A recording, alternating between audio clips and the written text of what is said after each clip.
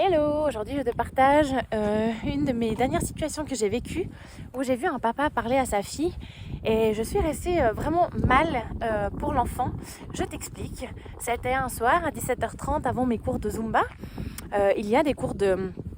chant juste avant et quand les enfants sortaient, il y a un papa qui allait à la rencontre de son enfant et moi je suis rentrée en même temps que lui et j'ai vu vraiment une petite qui débordait d'énergie, pleine de joie. J'imagine aussi que voilà, elle avait fait une journée d'école, elle était peut-être pas encore rentrée chez elle avant ses cours de musique, bref, donc c'était vraiment voilà, le retour après une grosse journée pleine d'émotions, pleine de temps sans ses parents. Bref, on sait combien les enfants des fois débordent d'énergie avec tout ce qu'ils ont emmagasiné la journée. Et puis j'ai entendu ce papa qui avait vraiment des mots relativement rudes auprès de cette petite en lui disant regarde autour de toi, on n'entend que toi, les autres enfants ne font pas ça, si tu continues tu seras puni, tu perds tout le temps tes affaires, c'est pas possible. Et vraiment je suis restée abasourdie parce que ça faisait peut-être 1 minute qu'il avait retrouvé sa fille et je me dis mais waouh, la pauvre enfant, elle a eu vraiment tout ça dans la tête devant ses camarades. En plus j'ai vraiment trouvé rude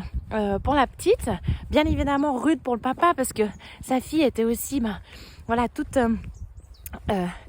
agitée de sa journée. Et c'est là où je me dis à chaque fois que je trouve dommage que ces parents ne prennent pas un peu le temps de s'ouvrir au monde de leurs enfants et de baisser leurs exigences. J'ai vraiment l'impression que les parents sont toujours dans un monde d'adultes où il y a des objectifs, il y a des horaires à tenir, où il faut travailler, il faut être endurant, il faut faire vite et bien et il faut rentrer dans un cadre, et qu'ils oublient des fois que les enfants c'est pas ça. Et heureusement que c'est pas ça, on a le temps d'y arriver une fois adulte.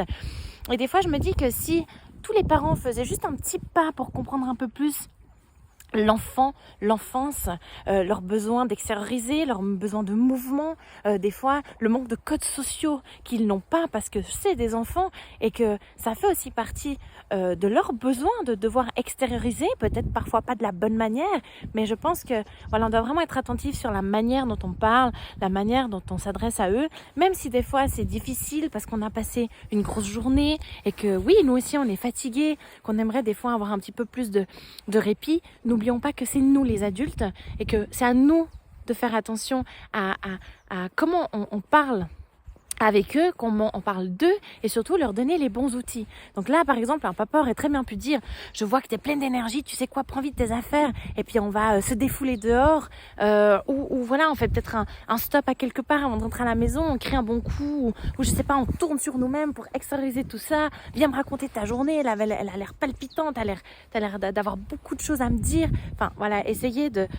sortir de ce rôle-là d'exigence et de cadre. Je sais que c'est pas facile parce que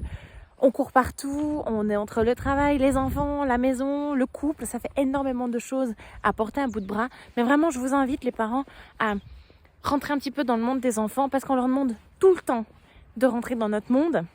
avec des règles, des exigences. Et vraiment, c'est énorme pour eux et eux font l'effort tout le temps parce qu'ils n'ont pas le choix. Et nous, on oublie aussi que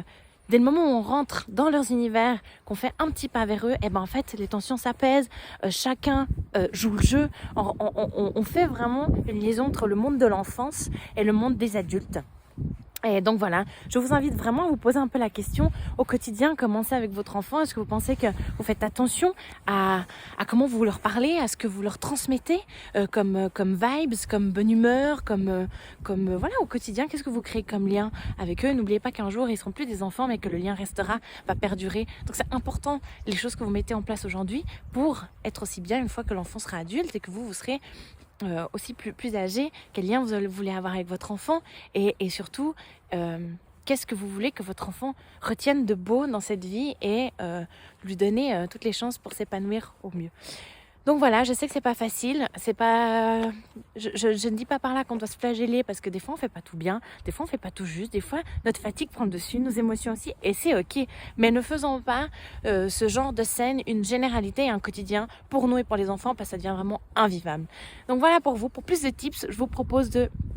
de télécharger mon kit gratuit, le kit pour les super mamans où je vous donne plein d'outils, plein de conseils, super faciles et efficaces à mettre en place. Et j'espère vraiment que ça va pouvoir vous donner des outils et surtout prendre conscience de plein de petites choses qu'on peut faire au quotidien, qu'on peut mettre en place tous les jours pour une meilleure harmonie et pour moins se fatiguer en famille. À bientôt!